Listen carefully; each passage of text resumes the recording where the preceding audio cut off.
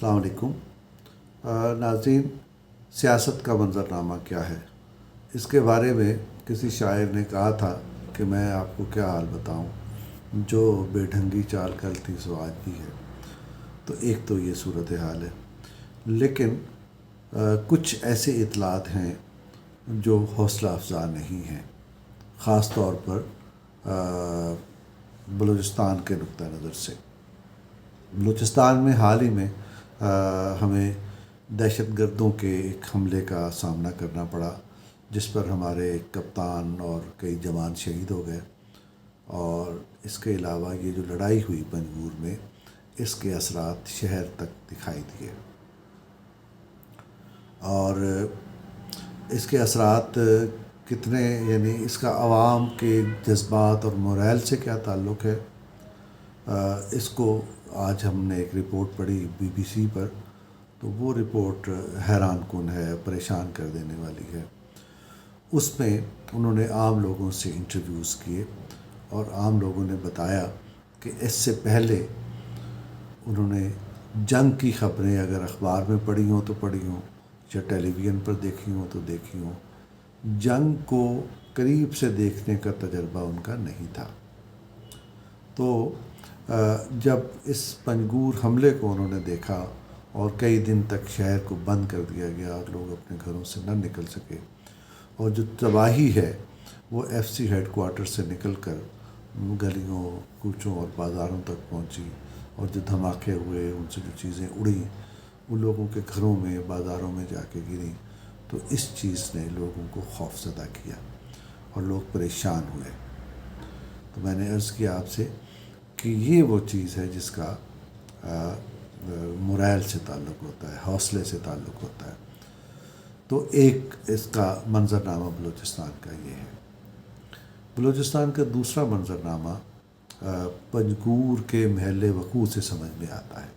پنجگور ایران کی سرحد پر واقع ایک قصبہ ہے، ایک علاقہ ہے، اور ایران اس وقت ایران پاکستان کا ہمسایہ بھی ہے اور برادر مسلم ملک بھی ہے، لیکن اس وقت ہمیں ایران اور پاکستان کے درمیان مفادات کے ٹکراؤ کی ایک صورت نظر آتی ہے، اور مفادات کا یہ ٹکراؤ ہے گوادر پر اور چابہار پر۔ گوادر ہماری بندرگاہ جو پاکستان کا اور بلوچستان کا مستقبل ہے، اور چابہار کی بندرگاہ جس کو ایران اپنا مستقبل بنانا چاہتا ہے، اور چاہتا ہے کہ وہ گوادر کی جگہ لے لے۔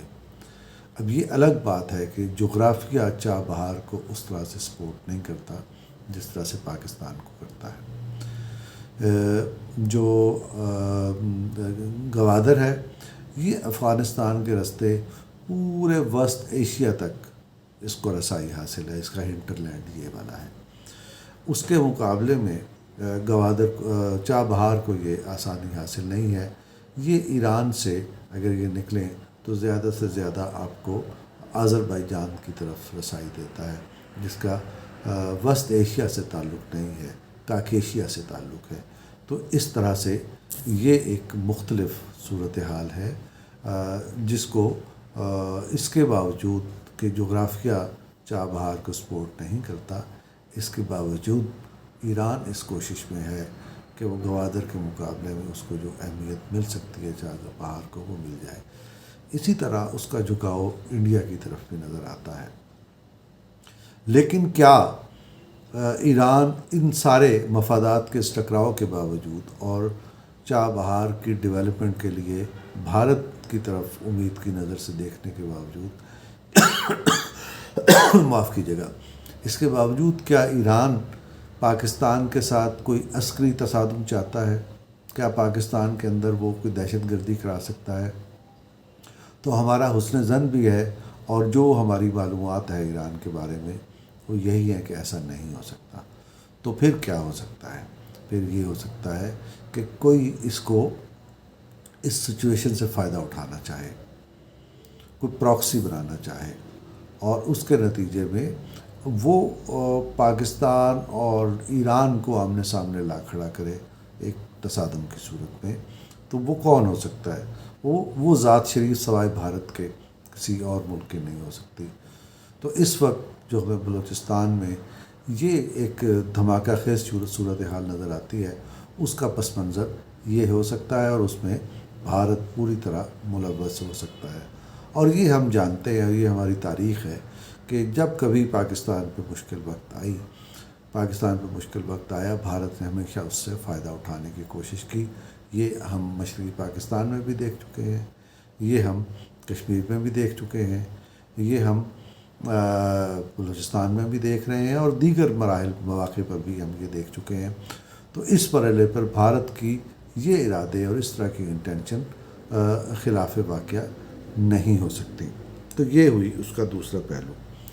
اب جو ملک اس طرح کی صورتحال سے دوچار ہو، یعنی اس کے اندر بھی دہشت گردی کرائی جا رہی ہو، آپ کے خارجہ تعلقات مشکلات سے دوچار ہوں، کوئی سازشی ملک آپ کا تصادم آپ کے ایک برادر ملک سے کرا دینا چاہتا ہو، ایسی دھماکہ خیز سچویشن میں ملک کے اندر قیادت کا طرز عمل کیا ہونا چاہیے؟ فطری سی بات ہے کہ سنجیدہ اور فکر مندی کا، کہ ہم اس دھماکہ خیز صورتحال سے، اس مشکل صورتحال سے کیسے نبرد آزما ہوں، اس میں کیسے کامیابی حاصل کریں۔ تو جب اس طرح کی کسی فکر مندی میں مبتلا ہوتی ہے کوئی قیادت، تو اس کو ہم سنجیدہ اس کو نظر آنا چاہیے، اس میں فکر مندی نظر آنی چاہیے، اس میں افہام و تفہیم کا جذبہ بہت یعنی نمایاں نظر آنا چاہیے۔ لیکن عملی صورتحال کیا ہے؟ اگر ہم قومی سیاسی منظرنامہ دیکھیں تو صاف نظر آتا ہے کہ جیسے ہی پاکستان کی قیادت چین سے لوٹی ہے اور اسلام آباد پہنچی ہے، انہوں نے جگت بازی کے مقابلے شروع کر دیے ہیں۔ فواد چودھری نے آتے ہی جگت بازی شروع کی کہ یہ لانگ مارچ کیا، یہ شارٹ مارچ نہیں نکال سکتے، اور شیخ رشید کسی کو مکھی کی طرح نکال کے پھینکنے کی بات کر رہے ہیں۔